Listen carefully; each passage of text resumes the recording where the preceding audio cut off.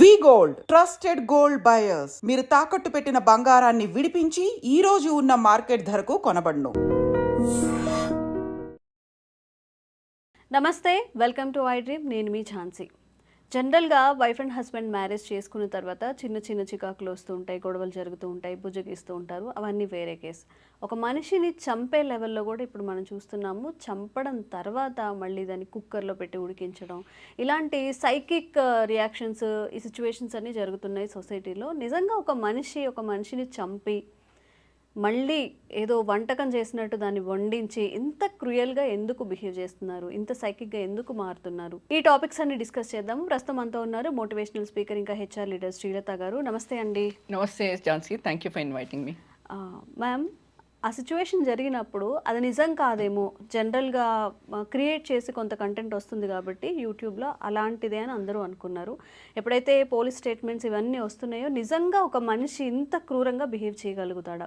అంటే లా మీద కానీ, పోలీసుల మీద కానీ, చట్టాల మీద కానీ ఎలాంటి భయం లేదు, కేవలం అనుమానించి మాత్రమే ఇలా చేశారని చెప్తున్నారు. మరి ఇంత క్రూరంగా బిహేవ్ చేస్తున్నారు అంటే దాని వెనుక కొన్ని కామెంట్స్ ఎంత విచిత్రంగా ఉంటున్నాయంటే, తనెంత బాధపడి ఉంటే అలా చేశాడు అని చెప్పి అతనికి సపోర్ట్గా కూడా మాట్లాడుతున్నారు. ఈ కామెంట్స్ చేసే వాళ్ళ మనస్తత్వం, అలాగే చంపిన వాళ్ళ మనస్తత్వం ఇంత క్రూరంగా ఎందుకు మారుతున్నాయి అసలు? మీరు చెప్తే నాకు విననికి కూడా శక్తి లేదు. It's so horrible to even listen to it. మీరు కాక్రోచ్ లేకపోతే మస్కిటో చంపినా కూడా మనకు చాలా సాడ్గా అనిపిస్తుంది. ఆ మనుషుల్ని ఎలా చంపుతున్నారు, నాకు విననికే భయంకరంగా ఉంది. ఇప్పుడు జంతువులు తీసుకుంటే ఝాన్సీ, టైగర్ అన్న, లయన్ అన్న, కార్నివోరస్ యానిమల్స్, వాళ్ళకి ఆకలేస్తే చంపి తింటారు. లేకపోతే కడుపు నిండినాక ఆ డియర్ అక్కడ ఉండే కానీ చంపరు. కానీ మనుషులు జంతువు కన్నా ఇంకా భయంకరంగా నడిపిస్తున్నారు. అవును, నాకు వాళ్ళకి సైకాలజీ ఏంటి అని అర్థమవుతలేదు. ఇంకో కేసు మీరు చెప్పినట్టు ఒక 6 months 8 months బ్యాక్ అయింది. ఈ అబ్బాయి ముస్లిం అబ్బాయి, ఈ అమ్మాయి హిందూ అమ్మాయి ప్రేమలో పడ్డారు. ఒక 8 months 1 year తర్వాత ఈ అమ్మాయి ప్రెషరైజ్ చేసింది పెళ్లి చేసుకుంటామని. ఒక 2-3 times అడిగినప్పుడు ఈ అమ్మాయిని అగైన్ చిన్న చిన్న పీసెస్గా కట్ చేసి ఫ్రిడ్జ్లో పెట్టాడు. ఒక 1 week 10 days. అలాగే ఎలా చేస్తారో నాకు అర్థం కూడా అవుతలేదు. వెంటనే మనకు ఎంత భయంకరంగా అనిపిస్తుంది, ఏడుపు కూడా వస్తుంది. వాళ్ళ సైకికే మీరు చెప్పినట్టు టోటల్ సైకిక్స్. బికాస్ నాకు వేరే ఏం వర్డ్ యూస్ చేయాలో అర్థం కూడా అవుతలేదు నాకు. ఇలాంటి కేసెస్ని ఫస్ట్ అండ్ ఫార్మోస్ట్ మన judiciary is very very slow.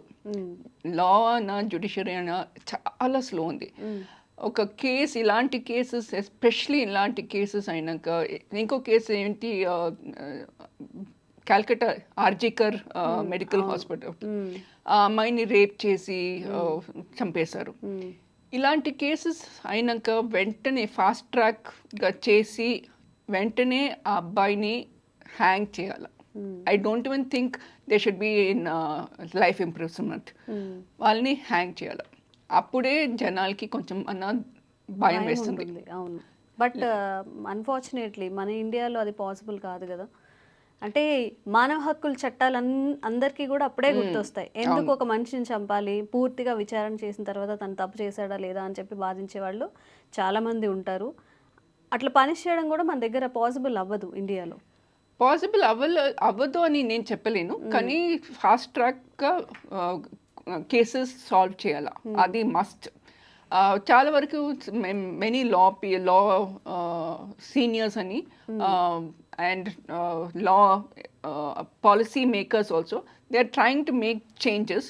కానీ ఈ చేంజెస్ కొంచెం సేపు అవుతుంది, కొంచెం టైం అవుతుంది, లేదంటే లేదు. కానీ మన judiciary is very very slow in solving these cases.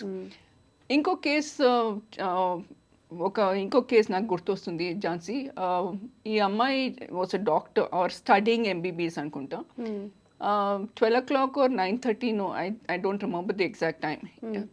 Bike నడిపిస్తుండే ఆమెకి పెట్రోల్ అయిపోయింది. సో బైక్తోని పుష్ చేసి పెట్రోల్ బంక్ దాకా వెళ్తుండే రెండు మూడు ట్రక్ డ్రైవర్స్ యూనో వర్కర్స్ ఆమెను చూసి నేను పెట్రోల్ ఇప్పిస్తా అని వాళ్ళని ఆమెను తీసుకుపోయి రేప్ చేసి బర్న్ కూడా చేసేసాడు. ఓకే. పెట్రోల్ రేప్ చేసినాక also was gang rape. It's not just 1 person. Gang rape చేసి ఈ అబ్బాయి పెట్రోల్ బంక్ వచ్చి పెట్రోల్ తీసుకొని అండ్ ఆమెని కాల్ చేశారు.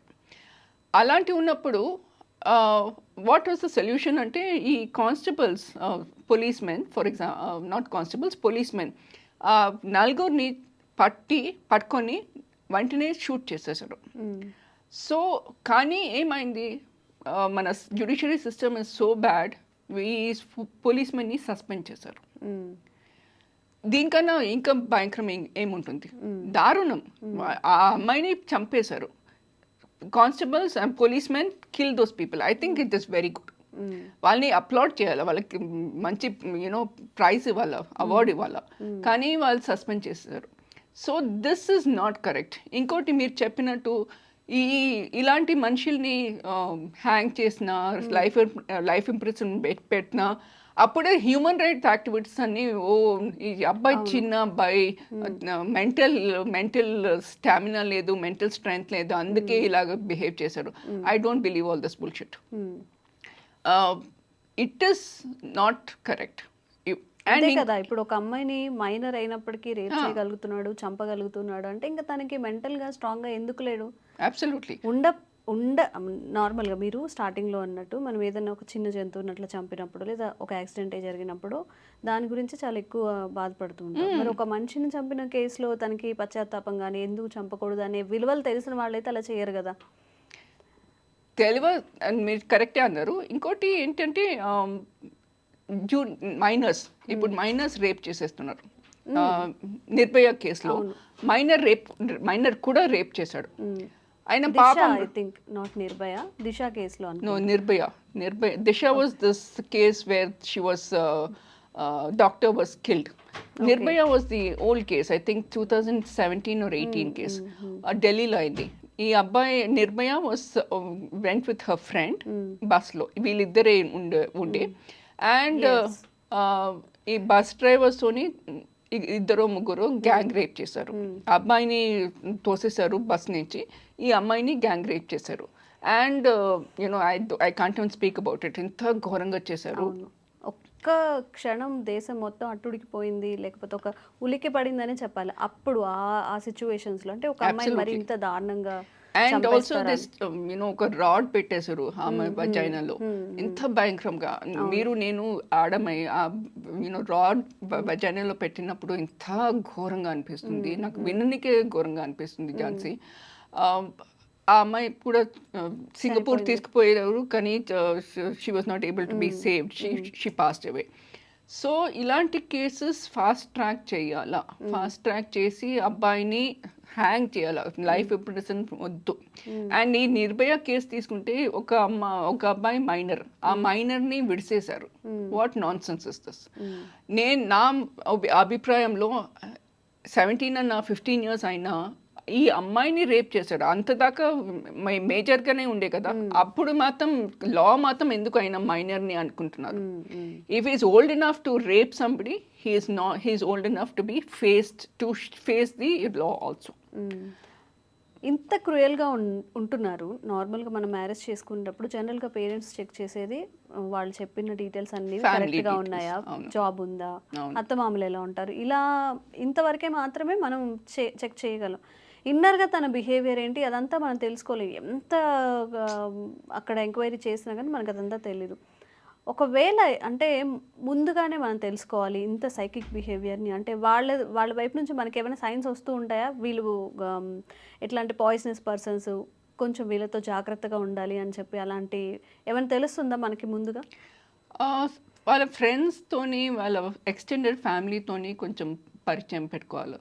అండ్ నా అభిప్రాయంలో పెళ్లి చూపు అయినాక వెంటనే పెళ్లి చేయవద్దు. ఒక 3-4 months అన్నా కలుసుకొని మాట్లాడి తర్వాత ఒక డెసిషన్ తీసుకోండి.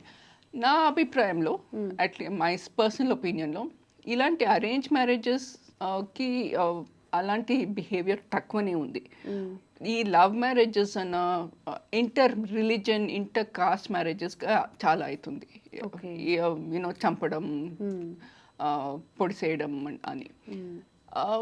నాకు I'm not even able to understand. అంటే మనం జడ్జ్ కూడా చేయలేము. లవ్ మ్యారేజెస్లో అవుతున్నాయి, అరేంజ్డ్ మ్యారేజెస్లో అవుతున్నాయి. ఆ బిహేవియర్ అనేది మనం డిటెక్ట్ చేయలేం కాబట్టి ముందుగానే విస్టమ్స్ అవుతున్నారు చాలామంది.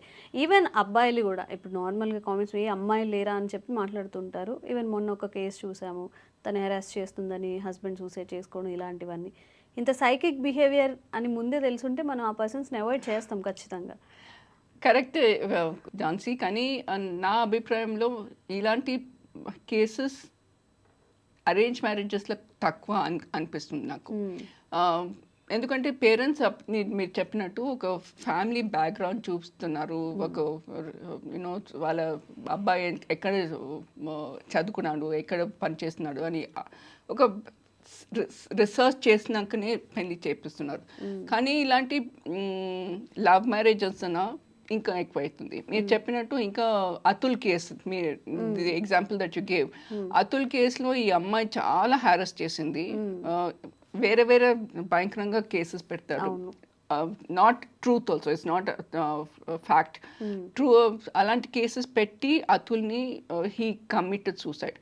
But I feel, in my opinion, Atul should not have committed suicide. He should have taken opinion of somebody else, taken an opinion of various lawyers, reached out to people and said, you know, and also gone to a counselor. Counselor kuda దగ్గర వెళ్ళి ఇలాంటి cases అవుతుంది, విడాకులు తీసుకోండి, ఎందుకు suicide చేసుకోవాలి? Suicide చేసుకోక్కర్లేదు, అనుమానించి భార్యను భర్తను చంపక్కర్లేదు. అబ్సల్యూట్లీ. అండ్ చంపడం ఏంటి, యూనో దట్ ఈస్, జీవితం దేవుడు ఇస్తున్నాడు, జీవితం దేవుడే తీసుకోవాలి. మనం no right to kill somebody. We have no right to kill somebody at all. ముందు ఇలాంటి సిచ్యువేషన్స్ జరగకూడదని కోరుకుందాం. ఈ కంక్లూషన్స్ ఏమి ఇవ్వాలో కూడా నాకు అర్థం కావట్లేదు. అంటే ఒక విస్టమ్ ప్లేస్లో ఉండి వాళ్ళ పేరెంట్స్ తరపు నుంచి అలా ఆలోచిస్తే తన లైఫ్ ఎండ్ అయిపోయింది అక్కడ. చాలామంది లైఫ్ అలాగే ఎండ్ అయిపోతుంది. కాబట్టి ఇంత సైకిక్ బిహేవియర్ కొంచెం ముందుగా గ్రహించి వాళ్ళ నుంచి అసలు విడిపోతే మంచిది అని నా అభిప్రాయం. Thank you. విడాకులు తీసుకోవచ్చు. ఇంత భయంకరంగా యూనో మొగుడు భార్య దగ్గర ఎలాంటి